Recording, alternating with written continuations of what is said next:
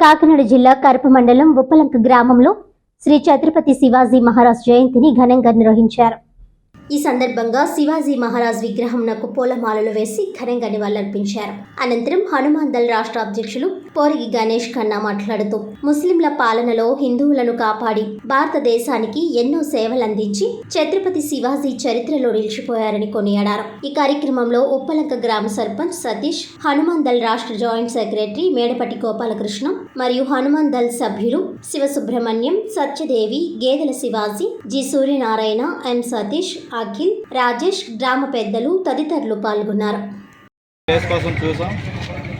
శివాజీ విగ్రహం పెట్టాలి అని మన సర్పంచ్ గారికి చెప్పగానే మా గ్రామంలో పెట్టండి విగ్రహానికి వెంటనే పరిమంటే కారణం మన సతీష్ గారు, మన సర్పంచ్ గారు.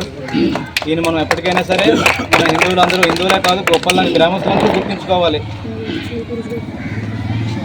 వచ్చినటువంటి పెద్దలందరికీ కూడా ధన్యవాదాలు తెలుపుకుంటున్నాను. వచ్చే సంవత్సరం మేము ఉన్నా లేకపోయినా సర్పంచ్ గారి దగ్గర ఇవన్నీ కూడా ఈ గ్రామం తరఫున చూసుకుంటారని కోరుకుంటున్నాను. వచ్చిన వాళ్ళందరూ కూడా పిల్లలు పెద్దలందరూ కూడా ప్రసిద్ధి తీసుకొని అంటే శివాజీ కార్యక్రమం అనేక గ్రామాల్లో ఈరోజు ఉంది. మాకు ప్రసిద్ధి తీసుకొని సెలవు తీసుకుంటారని కోరుకుంటున్నాను. జై శ్రీరామ్.